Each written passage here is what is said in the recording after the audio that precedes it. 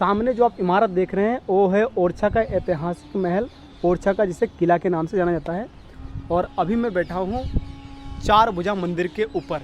ये देखिए आप, चार भुजा मंदिर के टॉप पे बैठा हूँ मैं, और पीछे देख सकते हैं आप चार भुजा मंदिर। ये कुछ इस प्रकार से बनाया गया है। टॉप पे बैठा हूँ हालांकि मैं अभी। और इस मंदिर को महल के जस्ट सामने, मतलब कि फ्रंट पे बनाया गया था, क्योंकि जैसे राजा उठे तो राजा की नज़र सबसे पहले मंदिर के ऊपर पड़े, मतलब कि भगवान के सबसे पहले उसको दर्शन हो। इसीलिए जस्ट सामने ही बनाया गया था इसको, ताकि महल के निवासियों को, किले के निवासियों को सबसे पहले भगवान के दर्शन हो उठते ही। इस महल के अंदर हमने सामने वाला जो आप गेट देख रहे हैं, सामने वाला, वहाँ से हमने प्रवेश किया। और ये था दीवाने आम, और इसके जस्ट पास में ये पूरा जो बिल्डिंग देख रहे हैं इसको कहा गया राजा महल। और इसके जस्ट अपोजिट में ये पूरा जो हिस्सा आप देख रहे हैं इसको कहा जाता है जहांगीर महल। और इसके जस्ट पास में आप ये वाला हिस्सा देख रहे हैं इसको कहते हैं शीश महल। हालांकि इस महल को फ़िलहाल एक होटल में कन्वर्ट कर दिया गया है और एक रेजिडेंस के रूप में काम आता है, होटल के रूप में काम आता है। तो चलिए दोस्तों, अभी हम प्रवेश करते हैं जहांगीर महल की तरफ।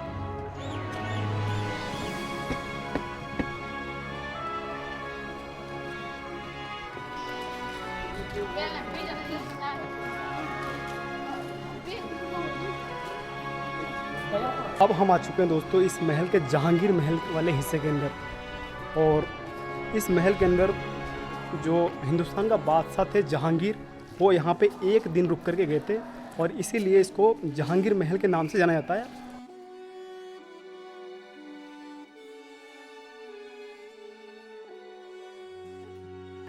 इस महल के अंदर आपको राजपूत और जो मुग़ल शैली है दोनों एक साथ ही मिश्रित देखने का मिलेगा आपको, दोनों शैलियों का।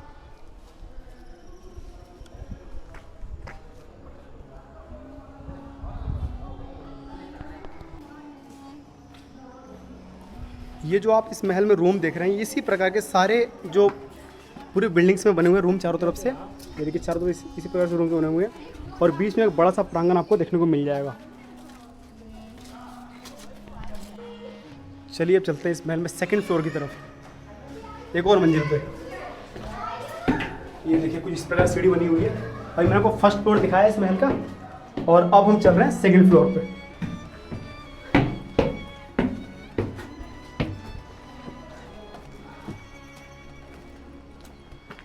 जैसे ही साथियों हम इसके महल के सेकंड फ्लोर पे आते हैं तो यहाँ से हमको कुछ इस तरीके से दिखता है ये महल पूरा।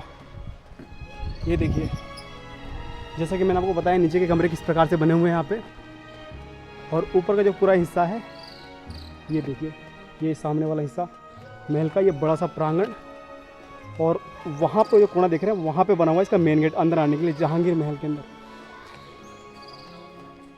और बाकी चारों तरफ से रूम वगैरह, कमरे वगैरह जो हैं वो बने हुए हैं। और ये वाला जो बाउंड्री है वो चारों तरफ देखने को मिल जाएगी आपको। और ये देखिए यहाँ पे आपको ये इस प्रकार की जालियाँ देखने को मिलेगी। हालांकि ये जालियाँ अभी टूट चुकी है, देखिए अब ये वाला हिस्सा टूट चुका है जालियों का। और बाहर यदि आप देखिएगा तो सामने आपको पूरा जंगल दिखेगा, ये देखिए। और सामने यदि आप गौर कीजिएगा, सामने छोटे छोटे आपको रूम्स वगैरह, कमरे देखने को मिल जाएंगे। ये सभी हिस्से दोस्तों उस समय सैनिकों के काम आते थे, और जो महल के जो राजाओं के मुख्य लोग थे उनमें सैनिक वगैरह ये सभी चीज़ें यूज़ किया करते थे सैनिक। देखिए ये वाला जो आप इमारत देख रहे हैं, ऐसी बिल्कुल चारों इमारत, चारों रूम जो है बिल्कुल सेम बने हुए हैं। देखिए सामने वाला इमारत, उसके सामने वाला, और उसके इस तरफ वाला, और उसके साथ में ये वाला इमारत, मतलब कि चार जगह पे चार इमारत बनी हुई है। और पूरे इन चारों इमारतों को एक साथ कनेक्ट करके और बीच में एक बड़ा सा प्रांगण नुमा आकृति बनाया गया है, प्रांगण बनाया गया है इस महल का। और सामने नीचे आपको हिस्सा दिख जाएगा कुंड का, जहाँ पे पानी वानी की व्यवस्था की जाती थी। तो कुछ इस प्रकार का है ये बहुत ही विशाल और शानदार, आकर्षक और मजबूत किला जहांगीर महल। तो काफ़ी भव्य रहा होगा ये अपने समय में। और इसके जो महल के हिस्से हैं देखिए आप किस तरीके से हैं। इसमें जो ये देख रहे हैं आप, इसको बोलते हैं झरोखा। किस तरीके के झरोखे बने हुए हैं, पूरी तरीके से पैक किया गया है इसको। और देखिए आप, यदि आप यहाँ से देखिएगा सामने वाले महल के अंदर आपको कहीं भी दरवाज़ा वगैरह कुछ भी देखने को नहीं मिलेगा। महल के इस वाले जो हिस्से में जब आप खड़े होइएगा तो यहाँ से आपको बहुत ही शानदार और ठंडी हवा आपको महसूस होगी, क्योंकि सामने वाला पूरा हिस्सा जंगल रहा था और उस तरफ आपको नदी देखने को मिलेगी और इसकी वजह से ही अंदर की तरफ ठंडी हवाएं आती है।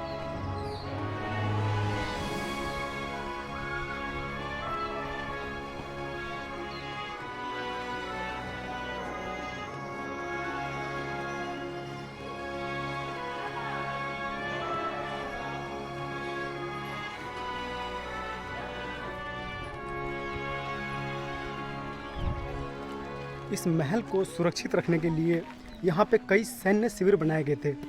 उसी में से दोस्तों एक शिविर है जिसको कहा जाता है ऊँट खाना।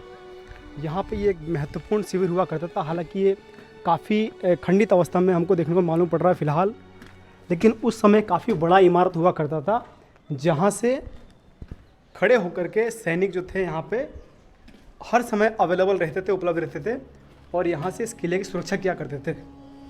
तो चलिए ज़रा इस शिविर में हम ऊपर की तरफ चलते हैं। देखिए कितने बड़े बड़े इसमें रूम्स बने हुए हैं। देखिए आप कितना बड़ा इसमें ये हॉल बना हुआ है, आकृति बनी हुई है।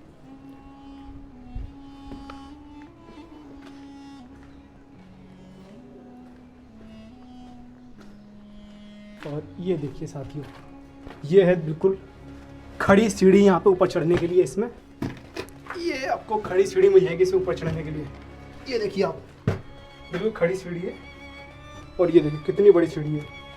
ये मेरे पैरों से यहाँ पे आ रहा है, पैरों के सामने की तरफ बना हुआ इस किले का मुख्य गेट और ये है जहांगीर महल। और इससे जैसे आप आगे बढ़िएगा तो यहाँ पे आपको ये बाउंड्रीज वगैरह जो थी किले की, प्राचीर जो सुरक्षा का काम करती थी, वो आपको देखने को मिल जाए। देखिए दूर तक बाउंड्री फैली हुई इसकी और ये आपको बुर्ज दिख जाएगा सामने। इसी तरीके से बाउंड्री जो है काफ़ी आगे तक फैली हुई है और कुछ हिस्से इस बाउंड्री के टूट चुके हैं।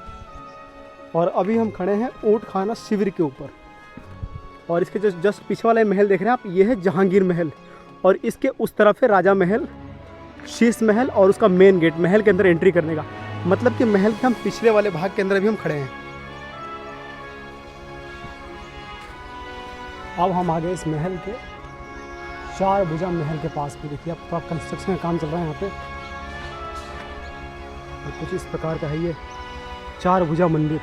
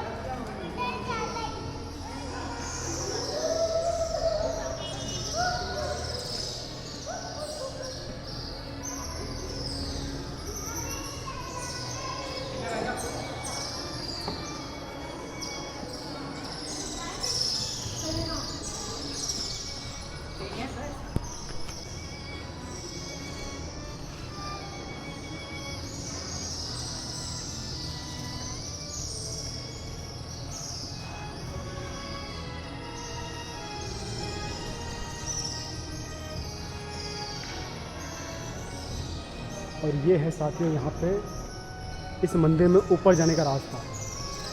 बहुत ही छोटा सा रास्ता बना हुआ है और छोटी छोटी सीढ़ियाँ यहाँ पे बनी हुई। बिल्कुल अंधेरा है, साफ है। ये लाइट जलानी पड़ेगी यहाँ पे ऊपर चढ़ने के लिए। लाइट जलाने उतना और फिर आपको लाइट से दिखाते हैं। देखिए ये हम जा रहे हैं अभी चतुर्भुज मंदिर की तरफ ऊपर। ये देखिए